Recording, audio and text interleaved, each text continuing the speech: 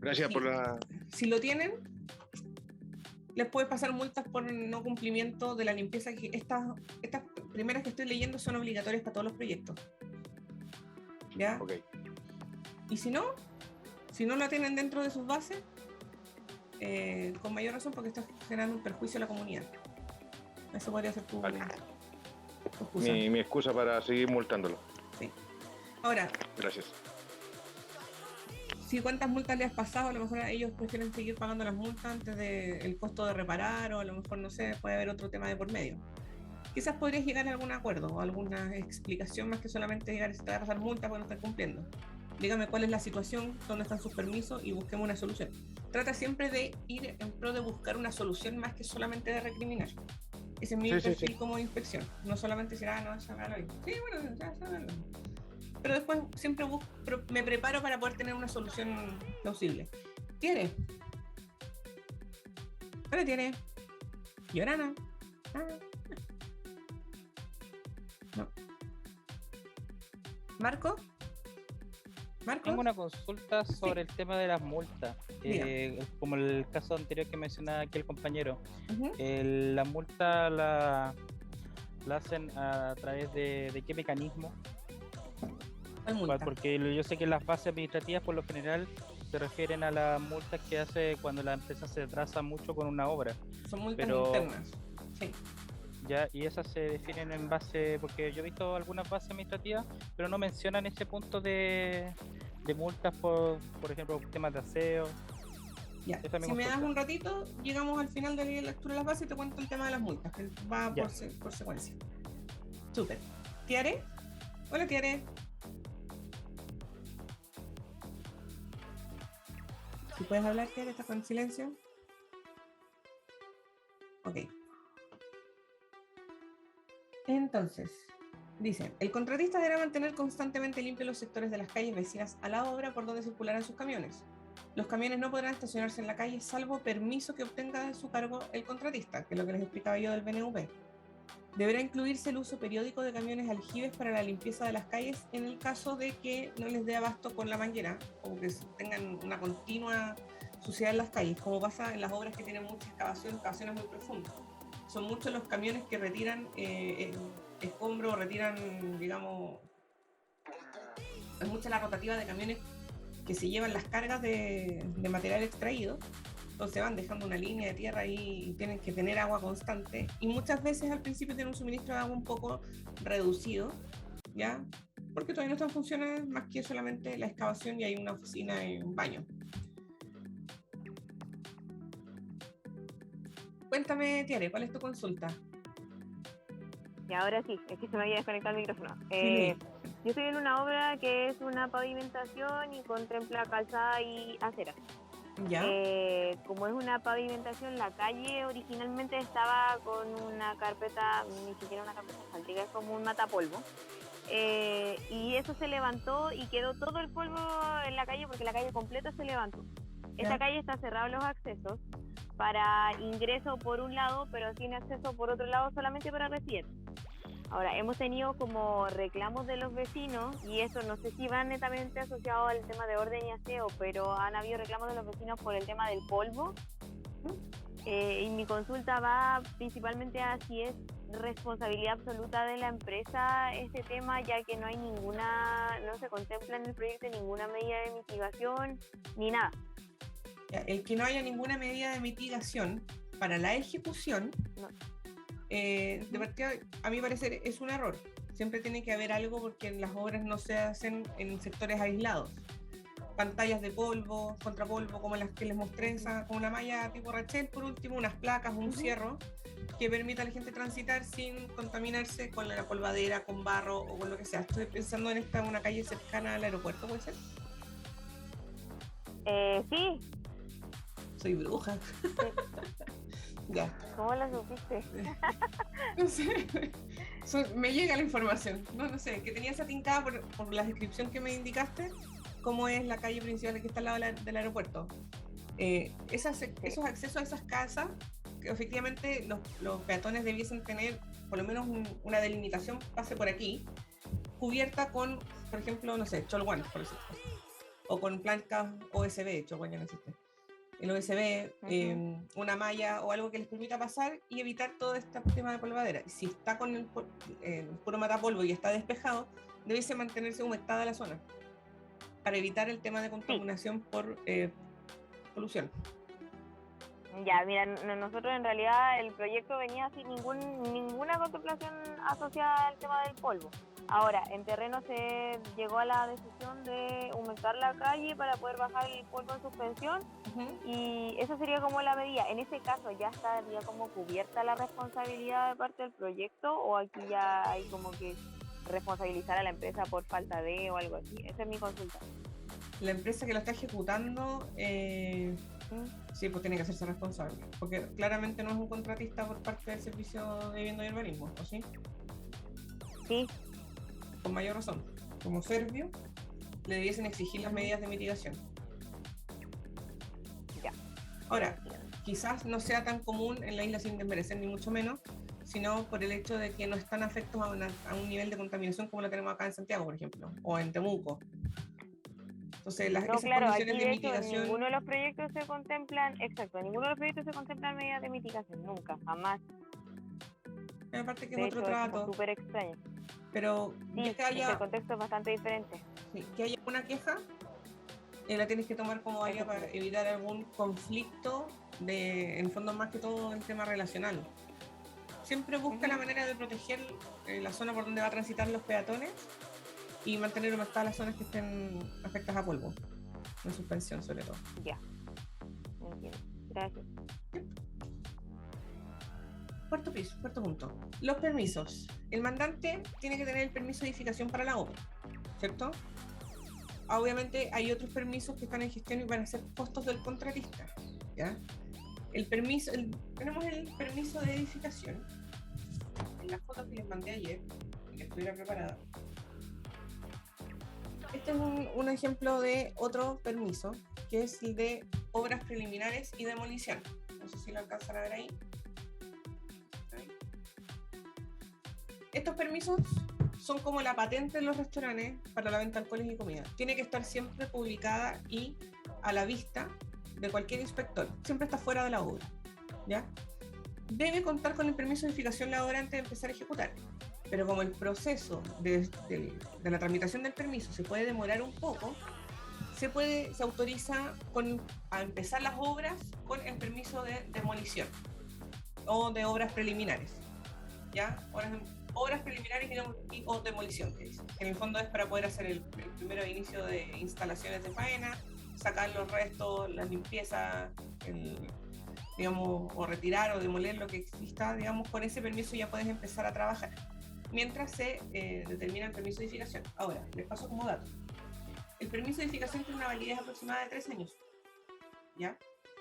Por este tema de la pandemia, ha pasado que los permisos han quedado... Me pasó en esta hora. Para mi respaldo, yo entré 3 meses después de este proyecto. El permiso fue sacado el año 2018, en junio. Vencía en junio del 2021. Y en mayo, ellos habían empezado en abril. Pero en mayo se informó de que ellos empezaron en febrero. Que estaba por vencer el permiso. Una vez que venció el permiso, aparecieron los inspectores en la puerta de la obra. Nosotros trabajamos con la DOM. Los mismos de la DOM aparecieron en la obra. Así, digamos, el de la DOM directo con nosotros le hablaba con este tipo, le decía, por favor, váyase, porque esto está vigente, es un tema de documentación, es un problema interno de nosotros, no pare la obra. Es muy raro que a alguien le pase esto, que se vence el permiso de edificación. Pero con 2 años de pandemia de por medio, un año detenido, claro, esto fue el 2018, iba a empezar el 2019, a finales del 2019 iba a empezó el tema del estallido social, llegó la pandemia en el 2020 y empezó ahora el 2021, o sea, nunca nadie se acordó de que el permiso podía vencer, para que lo tengan presente. Entonces, está el permiso de edificación y está el permiso de obras preliminares y o demolición que puede obtener. Son costos del contratista, ¿ya? Esto, en el caso de la Municipalidad de Santiago, te pide otros permisos que tienen que ver con los BNUP, te los exige para que puedas transitar, porque son zonas más pequeñas con mucho tráfico o de menos giro para los camiones. En el quinto punto tenemos ¿cómo se llama esto? Las municipalidades generalmente solicitan contractualmente, antes de iniciar las obras, dar aviso por escrito a la municipalidad, ya obviamente con el permiso asociado correspondiente, y con esto se informa una copia al mandante a través de la inspección técnica, ya, y bueno, al menos avisa a nosotros avisamos al mandante también, va dirigido a ellos, ya, nosotros recibimos esta correspondencia. Esto ya no es muy común, que se avise cuando va a empezar, es como decir, oiga, ¿sabe qué? Hoy día meto el primer camión, ya, ok, listo, por carta, pero últimamente a mí no me ha tocado esto, ya.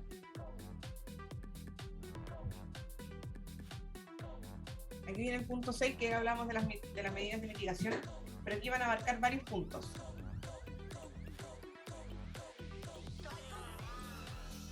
¿Cómo están, chiquillos? ¿Con sueño? Les canto para que despierten. Ya, chiquillos. A ver. Entonces, las medidas de mitigación aquí van a ser varias, ¿ya? Claramente es un cargo del contratista, eso es lo que le estaba explicando a sus compañeros antes, a todos. De cualquier medida que vaya a necesitar para mitigar ruidos, suciedad, posibles robos, ya, con los vecinos, que en este caso, y contaminación acústica, que en este caso tiene que ver con las pantallas acústicas y antipolución, como las que les mostré de esa malla celeste, ya.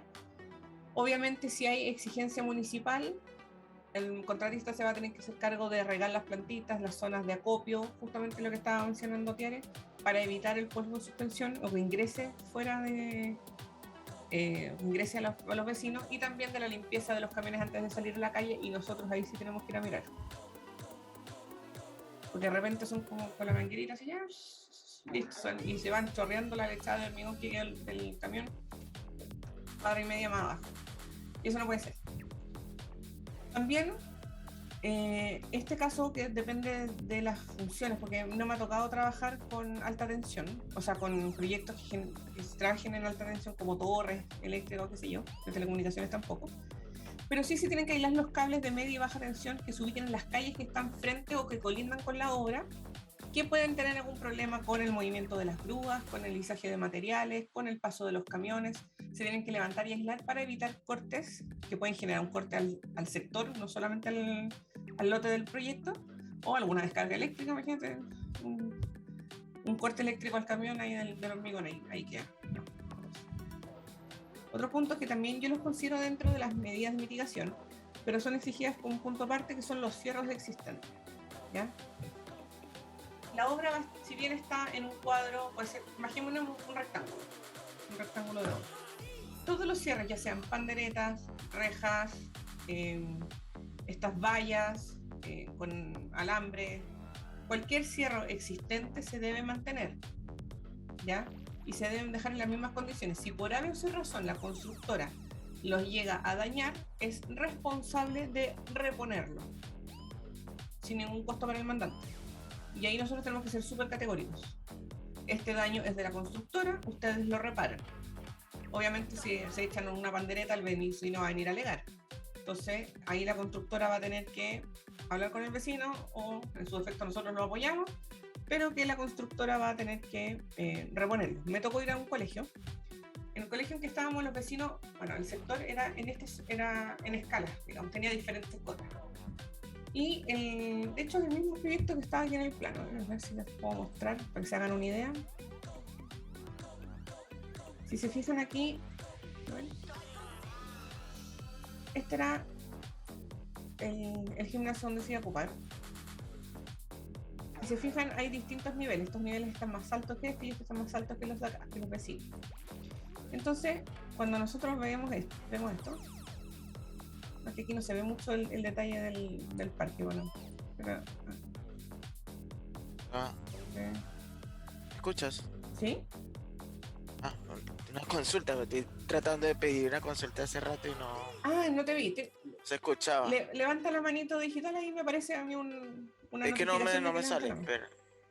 Pero, Ya, pero no hay problema, dale. ahí cuando estás hablando de los daños a materiales a los vecinos, en este caso cuando no es un daño material, sino un daño ¿Emocional? de vida humana, o sea, que hay un derrumbe o hay algo que están, en este caso, sucedió allá en Santiago porque lo vi, donde yo vivía, al lado de una edificación, estaba en construcción y estaba como frisando con hormigón, pero no sé qué pasó, que el de la grúa, el de las telescópicas, se pasó de concreto y cayó encima de la edificación y le cayó a una persona y la lesionó. En ese caso, ¿en qué actualito? ¿Solamente con multa o ya eso va a una demanda mayor? Ahí hay seguros comprometidos. Cuando tenemos... Vamos a ver.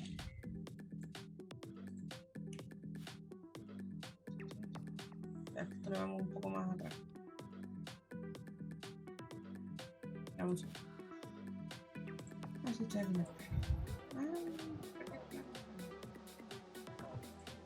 Cuando hay daños a terceros, hay un seguro que corre que se llama todo riesgo, construcción y montaje, y que también aplica para todo riesgo, construcción y montaje y responsabilidad civil, ¿ya?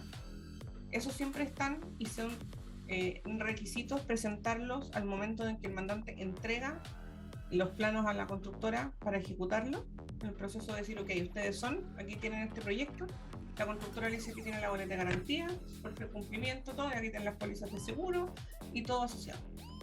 Si llega a haber algún accidente con un tercero, inmediatamente nosotros como hito le pedimos la información a la constructora, nosotros emitimos un informe flash, digamos, de cualquier tipo de accidentes, nosotros le informamos a nuestra inspección y le informamos al mandante de lo ocurrido, ¿ya? Porque claramente la persona afectada va a llegar a una represalia a la constructora.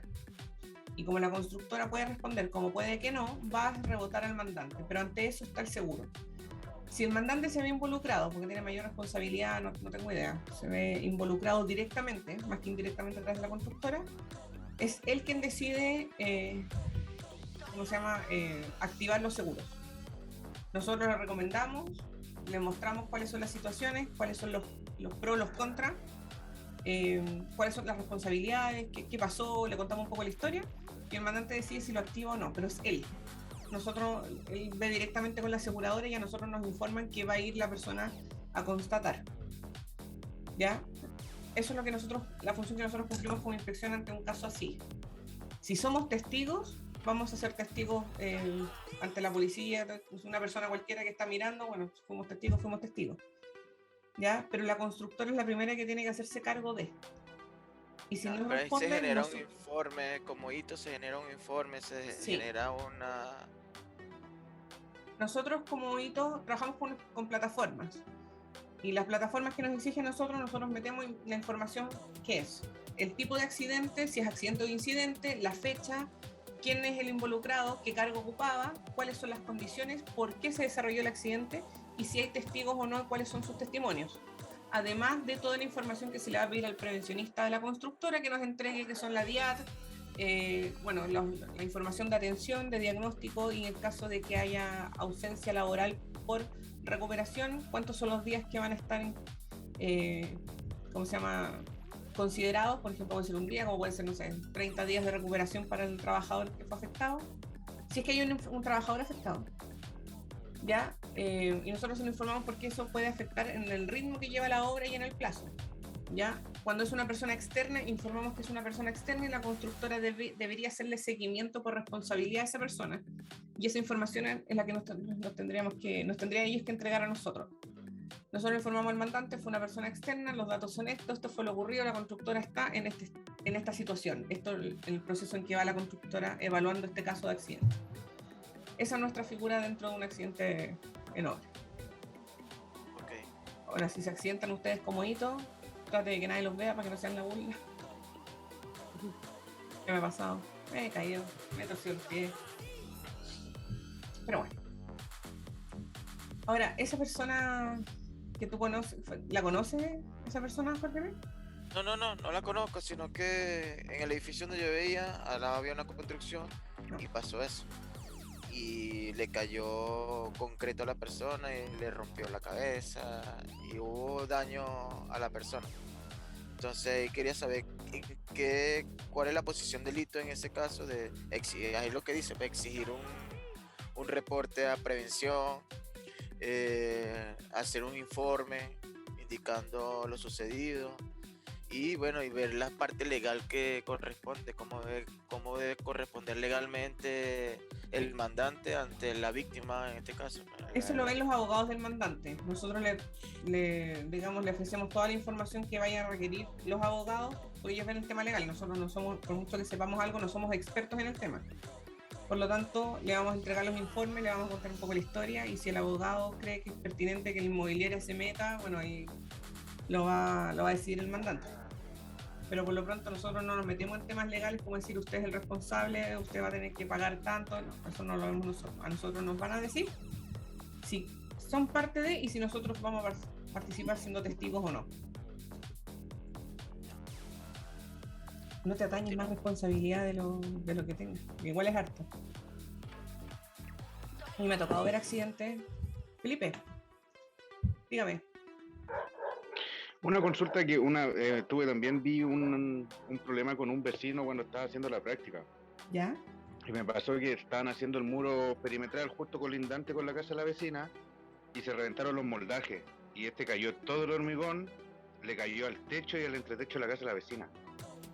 En ese caso, ya la constructora llegó a trato con la vecina de repararle, hacer todas las reparaciones correspondientes en su casa, pero ahí en ese caso nosotros, ¿qué cumplimos nosotros? ¿No nos metemos? Solamente nosotros informamos igual y le comentamos al mandante que finalmente tuvieron un acuerdo entre ambas partes. Nos preocupamos de registrar, ya sea por carta informativa, con firma y por libro de obra, de lo sucedido, en cualquiera de los dos casos, y que la constructora se haga responsable para que quede esto como registro después que no lo rebote el mandante, porque es muy fácil que la constructora diga sí, yo le arreglo todo y después se manda a cambiar. Y el nombre que queda es de la inmobiliaria, no de la constructora, generalmente los proyectos, ¿cierto? Ok. No, sí, porque se reventaron los moldajes y cayó hormigón adentro de la casa de ella. Sí. ¿Los moldajes de los muros? Sí. Ah, me dijiste muro perimetral. Sí. ¿Y el muro era perimetral pero divisorio a la vez? ¿O estaba interior, sí, digamos? Era una torre, sí, era un edificio, era dentro de torre y era muro perimetral y del edificio que colindaba justo con la casa de la señora. Sí, está peligroso eso. De hecho, las medidas de mitigación quizás no fueron las correctas, porque debiesen haber tenido también estas mismas mallas, pero que son diagonales, ¿cierto? Y es cuando cae material de altura, lo toma, pasó igual. No, si iban a la altura, iban más o menos a la altura del techo de ella. Sí, estamos hablando más o menos a una altura de 5 metros. Pero las mallas en ese caso, las mallas estaban sobre el techo de la casa de ella. Y se reventó ahí en el entretecho, entonces las mallas tampoco alcanzaban a cubrir. Vale ahí. Buena suerte. Entonces ahí tuvimos esa vez estaba haciendo la práctica y tocó solucionar eso. ¿Y qué hiciste tú? La señora aceptó las reparaciones de la casa, más una indemnización. Aparte de donde estábamos ubicados, a la señora igual nos arrendaba su patio porque la torre de la pluma estaba en su patio ubicada. ¿Ya? Porque no cabía dentro del terreno donde la torre, el gueto vertical en el centro, el espacio reducido. Suele pasar.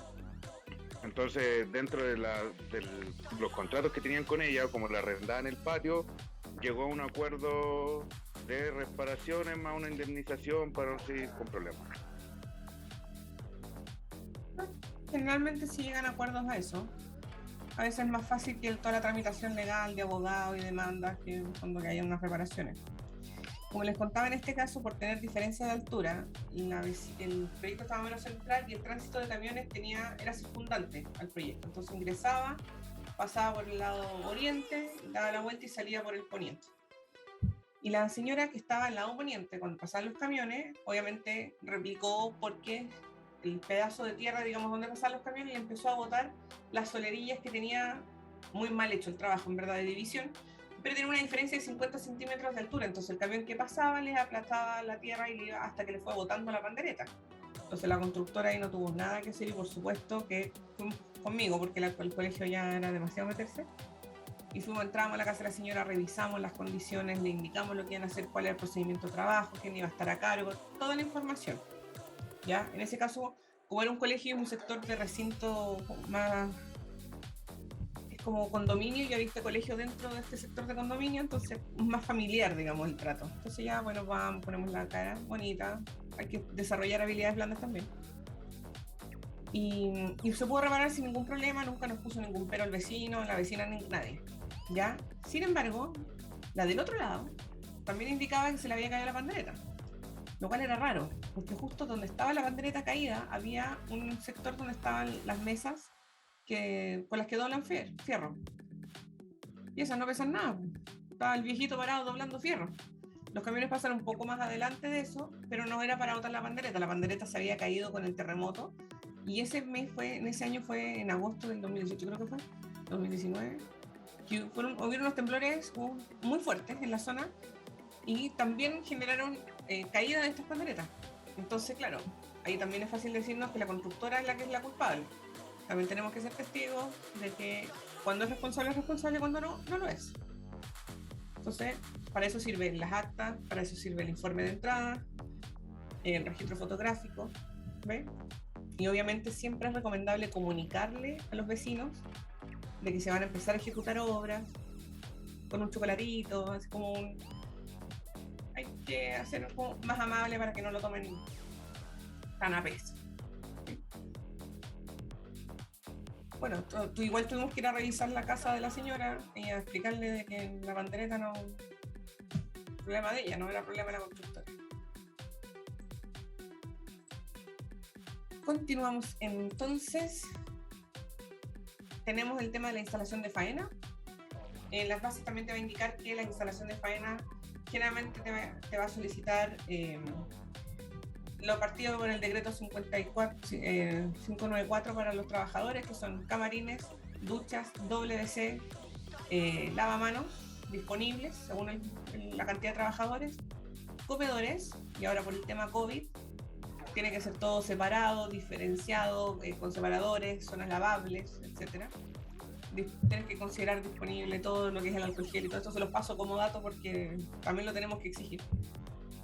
Tema de toma de temperatura, todo eso. El contratista deberá también incluir todo lo que es cuidado e iluminación de las instalaciones de faena y cierres provisorios.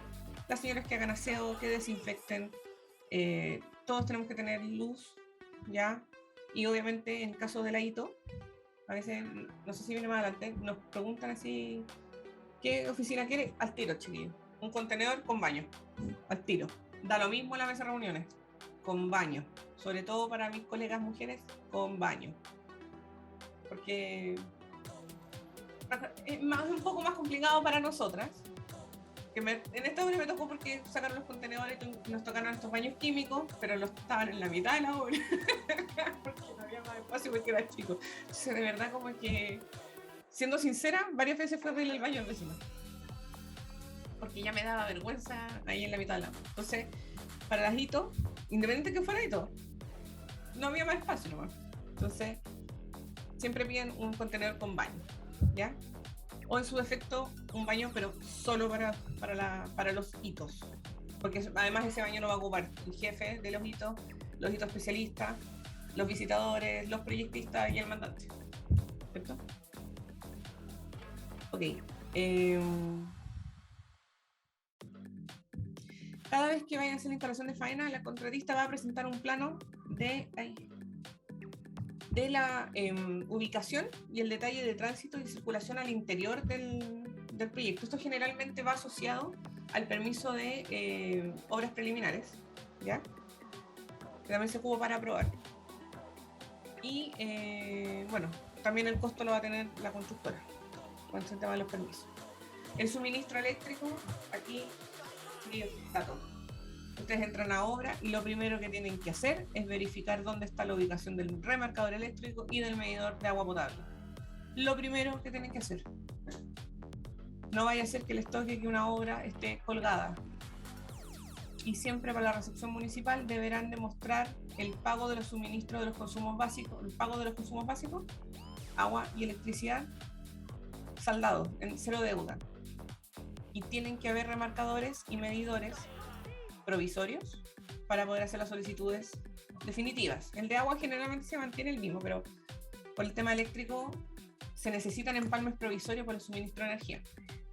Entonces, la constructora tiene la obligación de disponer de electricidad para el uso de maquinarias, de todos los equipos de instalación de faena y de la iluminación y todo lo que se necesite para el funcionamiento de la obra. Todos esos gastos están incluidos en gastos generales del presupuesto. ¿Ya?